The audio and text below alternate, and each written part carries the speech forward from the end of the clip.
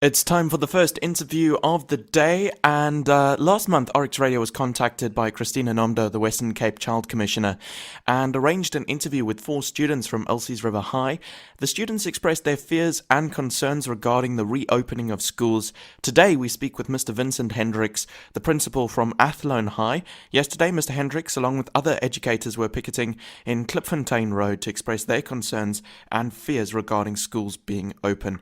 Mr. Hendricks, welcome to RX Radio Breakfast. Good morning to you and to our listeners, parents, boys and girls. So I think the most important question to first get out of the way is, why were you and the other educators picketing yesterday? Well, Alex, it is to highlight our concern about what we deem to be the premature reopening of schools in the heart of winter. And South Africa, we could have the dubious distinction of being the only country in the world to reopen schools during winter, which the season brings with it the seasonal illnesses such as flu, and it adds challenges to TB sufferers, because TB thrives under damp, moist conditions, or at least the virus does. So we feel that with respect and with great courtesy that this is the wrong time to reopen schools in South Africa, and the picket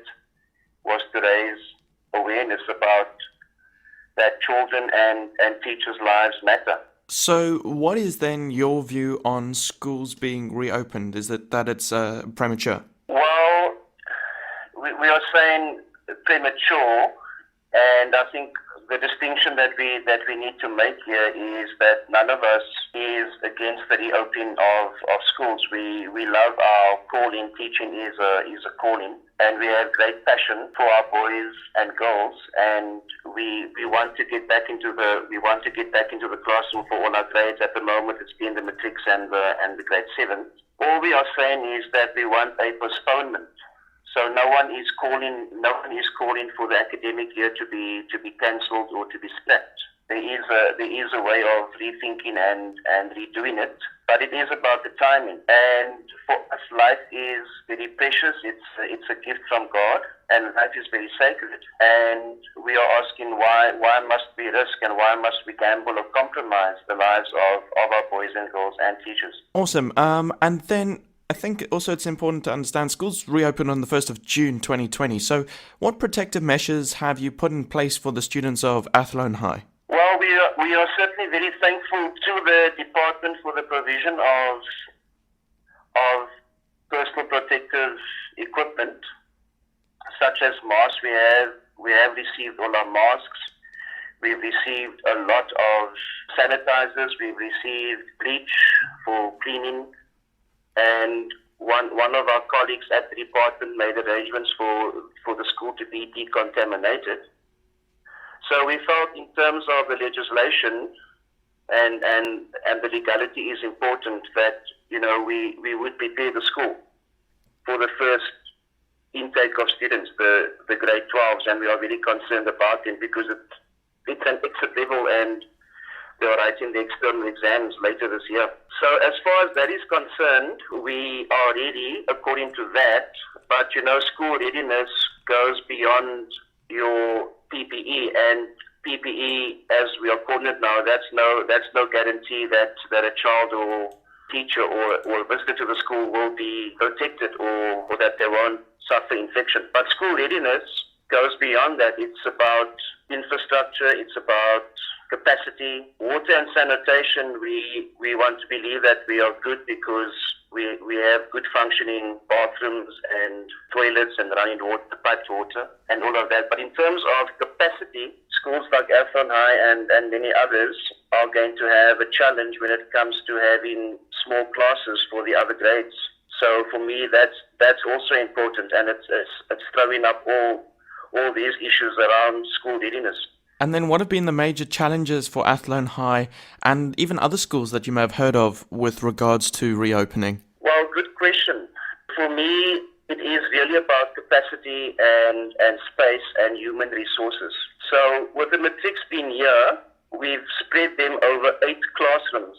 So that's been manageable up to a point, and we've made it very clear we cannot have classes of more than 20 because we have to effect social distancing. But our concern is now that when the other grades return, as in the Gazette on the 6th of July when the grade 10s and 11s return, how do we manage with an adjusted timetable? Because schools like Athlone, as much as we are passionate and we love teaching and we love the children, how do we effect social distancing? Because we are limited in terms of our numbers of classrooms and space. And then there's also the big issue of human capital. At a school like Athlone, we have 22 teachers on our establishment, including me as the principal, and we have 811 children. And we are limited when it comes to the general assistants or the caretakers because we only have 3, and one of the gentlemen is over 60 and he's diabetic, so he's not back at school just yet. So there's a lot of pressure on the other 2 to clean and to sanitize and to have the rooms ready on a daily basis. And also the teachers are now, the job description has changed because we have to do other tasks that we are not trained for, and one of them is, of course, the health screening in the morning because we have to screen all the children as they enter the gates. So what advice would you give to the government regarding schools reopening? Well, I'm glad you said the government, because to link up with the letter that the concerned principals wrote, we actually wrote to the Honourable Cyril Ramaphosa and his cabinet. So the letter was sent privately, and we did receive an acknowledgement of the letter, but there's been no response as yet, and that is what prompted us to write to the media. So we are still hoping that a delegation would meet with us, and we are asking with great respect and dignity. We are appealing to the government to please reconsider and to reopen schools after what people are calling the peak. And as I speak to you, everyone must be aware that the incidence of COVID-19, they are increasing. And sadly, people are passing away. And we as a country, we need to rediscover our humanity.